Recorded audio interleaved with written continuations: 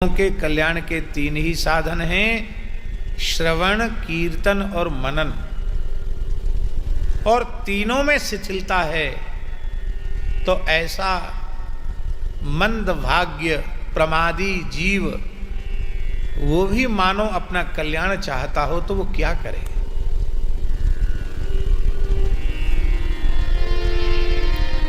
सूत जी कहते हैं उस जीव के, महाराज जी वेंकटेश स्वामी जी क्या बात कह रहे थे याद है कि वेद सम्मत साधन है श्रवण, कीर्तन और मनन। और मान लो तीनों साधन ठीक से न बन पा रहे हों और जीव फिर भी अपना कल्याण चाहता हो तो उसके कल्याण का साधन क्या है। सूत जी कह रहे हैं कोई साधन जिससे न बनता हो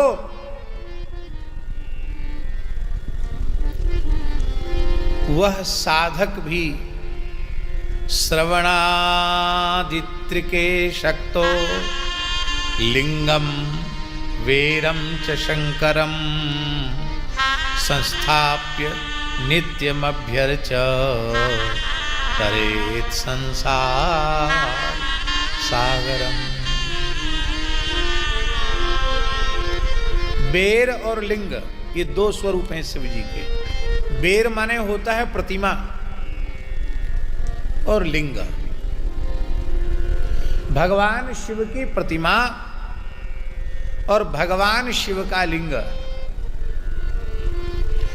इसको बहुत सरल शब्दों में समझें। लिंग शब्द का अर्थ क्या होता है? लिंग शब्द का अर्थ होता है लक्ष्म, चिन्ह, प्रतीक। भगवान शिव के प्रतीक को लिंग कहा गया। लिंग शब्द से अन्यथा अर्थ आप लोग मत लेना। भगवान शिव के दो स्वरूप हैं, एक सकल और एक निष्कल। निष्कल माने निर्गुण निराकार। निर्गुण निराकार उनका स्वरूप है शिवलिंग।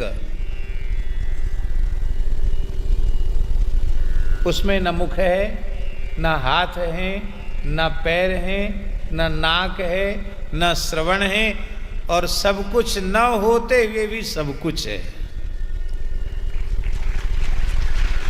बिनु पद सुने, बिनु पद चले, सुने बिनु काना, कर बिन कर्म करे विधि नाना।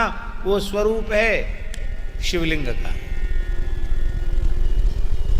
और एक स्वरूप है वेर। वेर माने उनकी प्रतिमा जिसमें उनके पूरे स्वरूप का दर्शन हो। इसलिए संपूर्ण पूजा तब होती है जब लिंग और वेर दोनों एक साथ हों। इसलिए प्रतिमा न हो तो कम से कम चित्रपट ही सही। भगवान शिव पार्वती का पूरे शिव परिवार का एक चित्रपट अवश्य शिवालय में रखना चाहिए।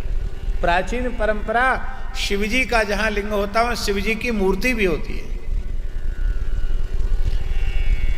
तो जो श्रवण, कीर्तन, मनन ना भी कर सके वो अपने घर में शिवलिंग की स्थापना कर ले, शिवजी की स्थापना कर ले और रोज शिवजी को बहुत सस्ती सेवा पूजा है शंकर जी की। सब देवता महंगे हैं, शंकर जी सबसे सस्ते।